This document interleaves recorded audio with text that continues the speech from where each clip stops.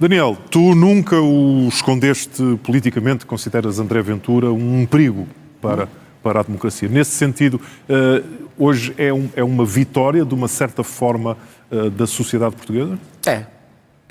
Para mim, a única surpresa destas eleições é a abstenção foi muitíssimo inferior a que, acho eu, quase toda a gente temia tanto que até se falava, ou falou-se da possibilidade de adiar as eleições. A imagem dos votos, desculpem lá a pegar nesta imagem, a irem de um barco, é uma imagem muitíssimo poderosa. André Ventura mobiliza.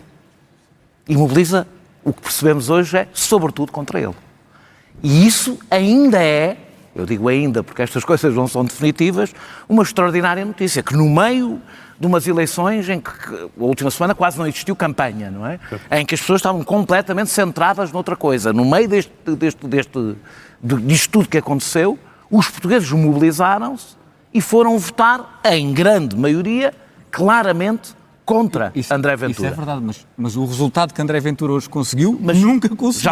Já lá vou. Eu acho que é verdade, há uma coisa que é verdade. André Ventura consegue mais 300 mil votos do que o Chega teve nas eleições legislativas. Sim.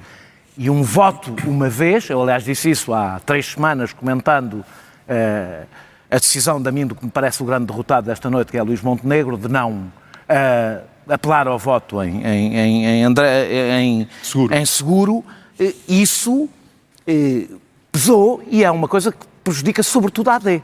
Estes eleitores que pela primeira vez, e se votaram uma vez, claro que estas eleições são diferentes, só tem 2 candidatos, tudo mais, mas isto abre as portas para outra coisa. Deixa-me só dizer uma coisa sobre António José Seguro.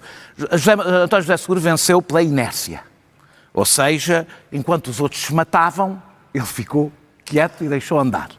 É uma espécie de marca branca, o António José Seguro. Mas isso, curiosamente, joga a favor dele, muito a favor dele neste princípio de mandato. Não se comprometeu-se com muito pouco. No meu ponto de vista, o Código Laboral foi das poucas coisas em que ele se comprometeu e eu, se fosse o Governo, começava a pensar em arranjar uma maneira de voltar a meter aquilo tudo na gaveta, porque tem cada vez menos espaço de manobra para o fazer, e António José Seguro terá imenso espaço de manobra. Primeiro, porque não deve, por causa da decisão de Luís Montenegro, deve 0 ao Governo na sua eleição, o que é uma enorme liberdade, que eu não estou a dizer que ele vai hostilizar o Governo, estou a dizer que isso lhe dá uma completa liberdade por decisão de Luís Montenegro. Como também deve 0 ao PS. Não é verdade. Eu estou aqui, eu tenho ouvido várias pessoas dizer que é estranho. Não há nenhum líder partidário. O Partido Socialista apoiou António José Seguro.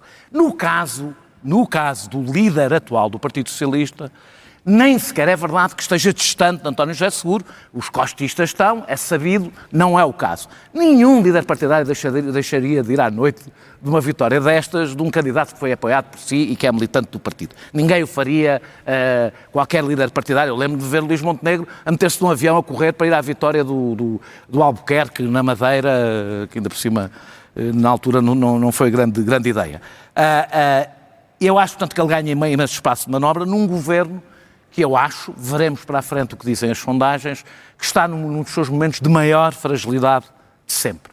Porquê? Por causa destes 15 dias absolutamente catastróficos, que eu acho que mudaram a maneira como as pessoas olham para o Governo e olham sobretudo para o Primeiro-Ministro, e depois porque estas eleições são uma descomunal derrota de Luís Montenegro. Foram uma derrota na primeira volta, porque o seu candidato teve 11% e ficou em 5º lugar, e foram uma derrota na segunda volta, porque Luís Montenegro resolveu dizer que estávamos num confronto entre 2 extremistas, desafiando, aliás, até a lógica, e o eleitorado da AD, aparentemente, mobilizou-se para ir votar num dos extremistas.